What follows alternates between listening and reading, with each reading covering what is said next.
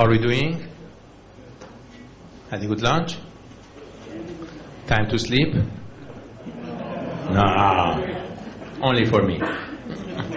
I'm coming from California, so it's for me. It's already 10:30. I can do a little bit more, but you have to keep me awake, right? Good. With good questions. Okay, we're continuing along. We were dealing with some memory stuff at the time when we took the break, right? We'll build on that a little bit more, see where we're going with it, as we're understanding how to test well the memories.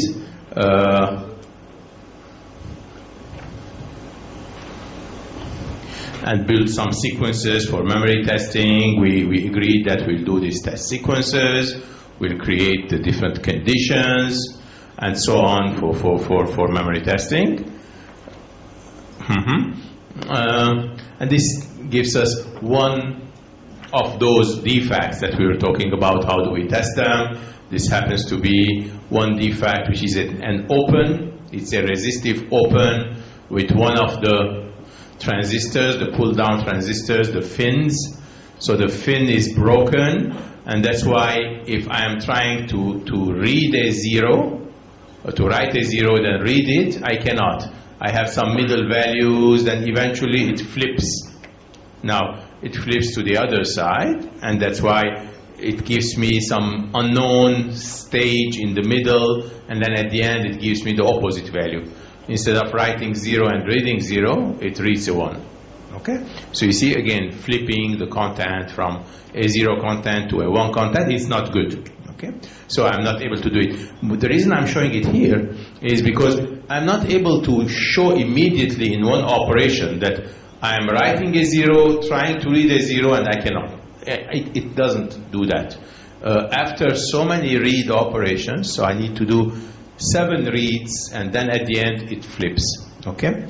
So this failure, this open, would require multiple. This we call it dynamic fault. Okay? So dynamic means that I need multiple operations on it until the failure is found, is detected. So it cannot be in one operation or 2 operations. In this case, I need 7 operations in order to exhaust the cell to make it go this way or that way. And this is the wrong way, of course. That's why it is a failure. So this tells us that what we need to do is we need to go forward with it, and we need to build it up. Now, what I'll do next is I'll tell you that most of this needs to be built next to the memory as built-in self-test. Means that the algorithm itself will not be hidden somewhere, will be inside the chip, hardwired, sitting in the hardware, that you just click it, you exercise it, it goes through. Why? Because if I put it outside the chip, accessing that memory inside the chip is not very easy. There's lots of routing, lots of accessibility that is needed, and usually there is not a single memory inside the chip. You know, embedded memories are not only increasing in their ratio, in their bit count, but also in number of instances. You know, in a CPU chip today, how many embedded memories you think we could have in a given chip? Not how many bits, how many instances of memories embedded in an SoC? Can you imagine a number?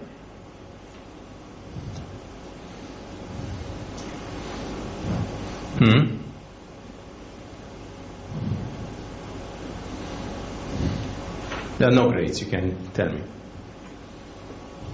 So how many SRAMs we may have in a given processing engine? Thousands? Dozens. I see. Dozens, yes. More than dozens. Gigabits. Gigabits in terms of bit count, yes. Gigabits is true. These days we can have multiple gigabits of memory content. But is that one very large memory of 4 gigabits, or it is 1,000 smaller memories? So my question is, how many instances of memories we may have? In some applications, large memory instances are important to have in networking. You will have 4 gigabits, 7 gigabits. And these will be multiple large instances. In some other applications, let's say GPUs. GPUs will need many, many very small memories that run very fast, dual port, handshakes, and so on. And in one of those GPU chips that we have, you will see that number of SRAM instances of many, many small can add up to 25,000 instances in one chip. So it's not 1, 2, it's more than a dozen or dozens. So it's 25,000 such instances of memories that are operating. Now, if I'm going to test, and I have to test each one of them, of these 25,000, of course I will not test them serially. I can do them in parallel to save time. But I need to access them. I need to write and read, apply my algorithms to each one of these 25,000 memories, right? And that will take some amount of time, some amount of hardware, of course, but how do I organize it properly? If I need to apply that test on the memories, on the 25,000 memories directly, it's rather preferred to have the engine that is applying those algorithms inside the chip, inside the hardware, inside the content of my design, and exercise it from there. And that's what built-in self-test is. Built-in self-test is the self-testing engine is sitting inside my chip and applying the patterns directly and evaluating the outcome directly while giving the results later to the tester outside. But not every pattern will not come from the tester. Every pattern will be next to the memory itself. Then at the end, we'll send out the result to tell what is the outcome.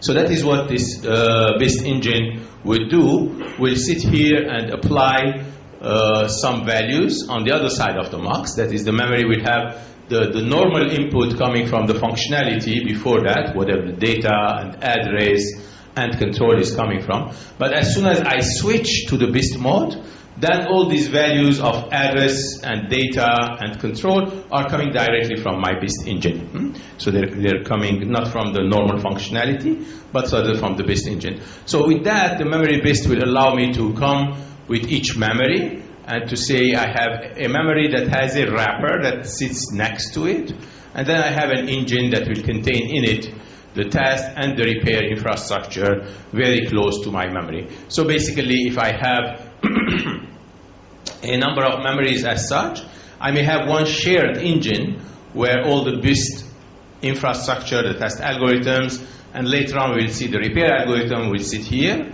and will interact with those memories directly for self-test and repair. STAR stands for self-testing and repairing. So it's a system inside the chip that's handling the memory function, blue, and then the self-test and repair function, yellow, all together nicely. And we'll talk about that green portion later on to see what that green portion could well be. Okay? So if I dig a little bit further inside, I would see that, yes, I have different memories that are wrapped. Each one of them has an access mechanism, and they talk to a self-test and repair SMS processing engine that applies the test, receives the values, and so on, and then sends back the responses to go outside the chip. Similarly, this group of memories, it can be, 40, 50, 100 memories together, they are receiving the signals at the same time, being tested simultaneously, and the outcome is sent outside the chip. Okay? So, therefore, this engine, all the solution that we created together to have very good coverage of all the types of faults and so on, the test algorithm itself, it's hidden here. It's hidden inside the chip. And if I'm buying my memory, I'm buying perhaps this kind of box that allows me to have the memory functionality, allows me to have the self-test functionality as well, so as an entity. So the IP provider can provide me the memory IP and the self-test IP together jointly. Similarly there, so that I don't worry about how do I test those memories, how do I make sure that every bit is working fine, just because I have this intelligent box sitting next to it. Okay? So this intelligent box, though, would be multiple slices. So there are this box, that box, that box, and they need to have a manager. Okay? a manager that is running in certain order, in certain sequence, handling the schedules, and sending it to the test access port. So the responses will come in and out of the test access port. And we will see that a fuse box is needed as well, a non-volatile memory box, in order to maintain the repair information. We'll come to the repair aspect soon, but when we speak about the repair information needs to be stored on chip in a non-volatile manner inside a box like this, in order for it not to forget what we're doing. Now, when I'm building my chip, I'm designing my chip, I'm building my chip hierarchy. In that hierarchy, those elements will be sitting somewhere. I will be having memories that are here, and I will have wrappers per memory sitting there. I will have the self-test and repair processing engines here. They have the algorithms. And then there is a hub sitting on the top. And these are inserted in the different design hierarchies. And it should allow me to play with the hierarchy. It should allow me to go up and down and insert it in different locations as necessary. And then take them into the infrastructure. Now, designing it in means that I have to generate these boxes. And when we spoke about IP this morning, we mentioned that there is soft IP and hard IP, right?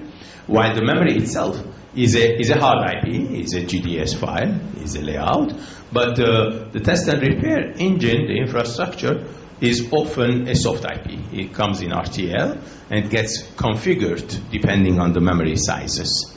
So if I have 200 memories grouped together, the engine is configured to handle 200 memories at the same time. Therefore, it's an RTL engine that gets inserted into the chip, but also verified. So I need to generate that. I need to insert it in with the rest of the RTL of my design, and then verify it to make sure that all the connections are fine. So typically, there is a generation, insertion, and verification stage to follow. And that verification will be a Verilog simulation to see if all the functions are doing well, if all the connections between the memories and these engines, all the way to the test access port, are working properly in the test function, in the diagnostics function, and so on. So verification is an essential component of what we do there during the design stage. Once I verify it, I know what to do with it. Then I go to the next stage. The next stage is, once the silicon is in my hand, now I need to exercise all of this. What I did so far is I put the engine in my design, I manufactured the silicon, now I need to use that silicon which has in it this nice self-testing engine. The self-testing engine needs to help me do the debug as well. In fact, I need to do as much debug as possible without needing PFA, without needing physical failure analysis, because that's very consuming, very difficult to do and expensive. Doing it with vectors, using the simple infrastructure is much better than physically opening the silicon and removing the layers to understand what's going on with it. So silicon debug is important. Usually what I do, what you do, as a designer of an SoC, when you finish your design of the SoC with all the embedded test and repair, that is, the SMS inserted in your design, you do the verification, and then you generate a database, an XML file that contains all this information hidden in this database.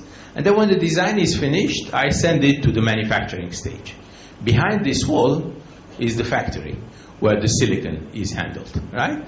Before this wall is the design, not the silicon yet. So after the wall, when the silicon is there, what I do is I look at this database, I generate patterns, and apply them on the chip through a data log, and do the yield analysis. Try to understand how is the yield, how can I improve it, and so on and so forth. So when I do that, I will be able to take this database, understand it fully, and based on the data log, I don't need any more the design stage information. I do my loop. Loop is analysis loop. That is, I take this, analyze it, and go back, take it, analyze it, and go back. And this will allow me to understand and do my job nicely. Now, if the chip is not faulty, if everything is fine, there is no issue. I move ahead. If there is something wrong in it, I'd like to understand it and to learn from it during this early stage. Usually, when the silicon comes back, before I go to volume manufacturing, there's a stage called the ramp-up period. It's called the first silicon debug period, right? So you don't immediately go to big production. The volume production comes later. For about 5 months, 6 months, 8 months, you study that silicon, you understand it well, you optimize it, and so on, that first silicon, until you feel that you are ready for volume manufacturing. Then you make big orders. Initially, it's a few hundred chips you get, you try to do the debugging on it, and then you go with the larger volume. During this silicon debugging stage, there's a lot to be done using the memory self-test and repair infrastructure.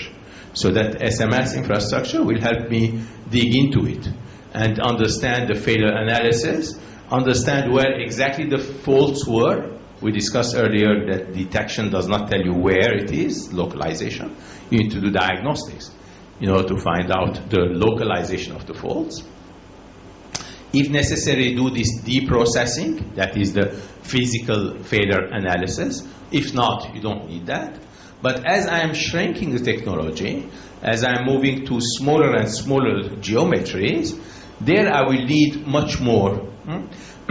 Tighter physical pitches are required, and greater special resources are needed in order to understand what's going on.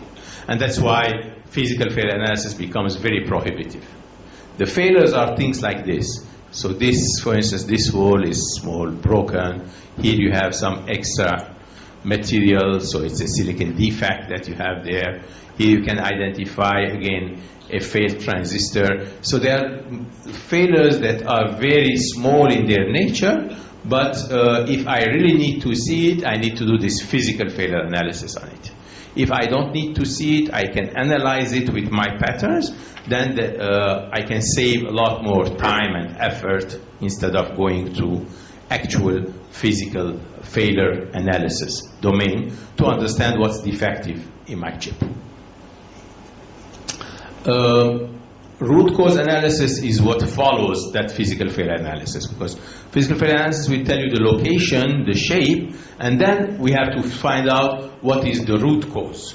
And the root cause can be various things. Can be in the read-write circuitries of the memory, can be certain cells that are aggressors that are impacting the victims, can be timing issues, can be background sensitivities, therefore I have to change different backgrounds, can be noise or IR drop issues. So being able to find out the cause behind the failure is important in order to solve that problem. Right? So first I found out that there is a problem, then I find out the location, then the shape of the problem, and then the root cause, what is the cause behind it, in order to be able to fix it.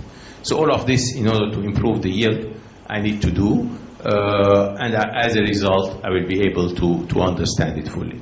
To do this, there is automation that is provided for the help. For instance, if my chip is sitting on the automatic test equipment, on the tester, so when I finish my chip, this is the database that is generated, the XML file, and this XML file identifies the full chip, the 25,000 memories, all the test algorithms that I put, all the infrastructure, the processing engines that I put, are all described in this orange folder.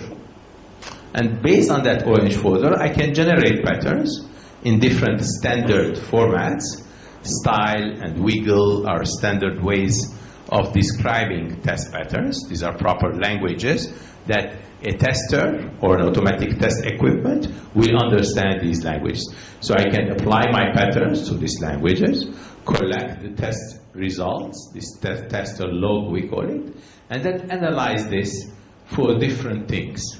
I can look at the bitmap, how my bits in the memory are behaving. I can find exact coordinates on the layout, where exactly I found the defectivity, and so on. So there are various things I can find out, and we'll come to this during the silicon debugging stage, but I can apply more patterns and get more results. So it's an analysis loop that helps me isolate the fault, locate it, and understand the root cause.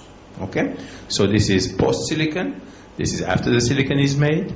I'm dealing with this folder, generating patterns, applying, and so on. Of course, this will need some nice tool, a silicon debugger, that goes hand in hand with that. So back to our blue and green curves that we have seen initially today.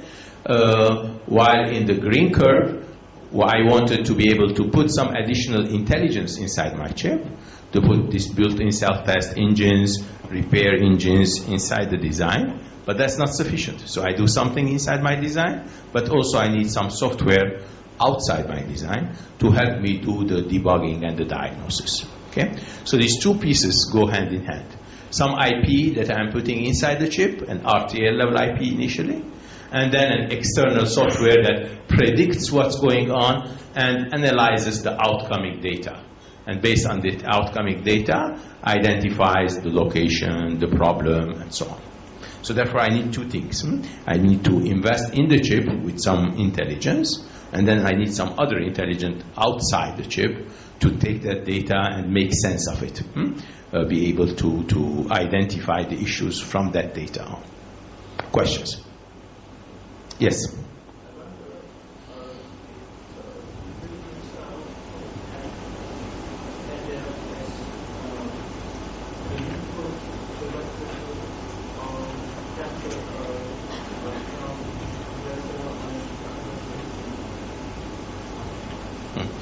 Okay, so the question was if the built-in self-test engine can be directly connected to the memories versus having some compression, decompression before and after the memories, correct?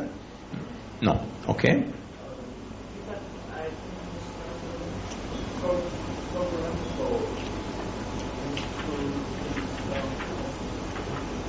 Yes, okay. Let me describe that first. So programmable built-in self-test means that the test algorithm to test the memories, those sequence of operations that are needed, are not only fixed. So there is the fixed algorithm that we created based on the FinFET defects and so on. So there is an algorithm that is fixed. But if you have, in addition to that, the possibility of using that built-in self-test engine for some other algorithm that you would create, but you can load it to that engine. So that engine is reprogrammable in a certain sense to add some additional algorithms to it. So that makes it programmable. Non-programmable would be only a hardwired fixed-based engine which only takes a pre-designed algorithm but nothing more than that. That is not programmable. If you make it programmable, it means that you can augment, you can bring in your own segments of algorithms if needed, and you can load it through the door, through the test access port, scan it into the engine, and that engine now will behave under this new algorithm that you have loaded rather than the original one.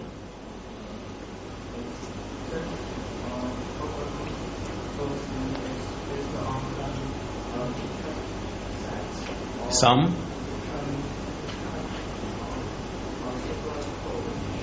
Yes. It is. You can think of it as software code or even more basic. The algorithm itself that you are going to add will be represented by zeros and ones. So basically, it's a sequence of zeros and ones that will be shifting into the chip, right? Serially into that engine. And that engine, by receiving it, you will know in advance, you will not write those zeros and ones. You will have a tool outside that in which you will create your algorithm in an easily understandable language, right?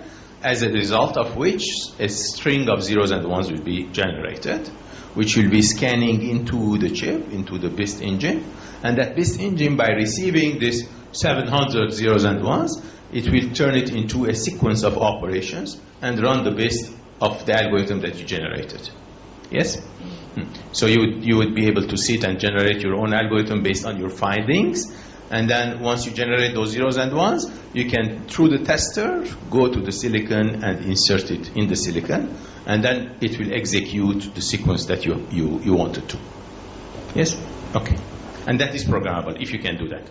If you don't have programmability, then you cannot bring your own algorithm. It will have only the original one that you build it in during the design stage. You cannot change it later. Okay. Yes? What is the building self-test engine itself or have some faults? Yes. It's a very good question. What if the built-in self-test engine itself is bad? Like any other part of the chip, the built-in self-test engine itself can also be bad. For that, you need also to test the built-in self-test engine before testing the memories. It's natural. And when you're having 25,000 memories, you have lots of gates that are occupied by doing built-in self-test, and there's a probability that they have some faults. But like any other logic that you have in chip, like any other random logic that you have for other functionalities, where you scan, you do compression on it, or you do logic based on it, and so on, this as well needs to be well tested prior to using it for the memory based. And if there is some defect there, then your chip is bad. Because that is not repairable, it's the logic, and you claim that chip is bad, you move to the next chip. Have an estimate the ratio that self-test engine over the area? The area, yes.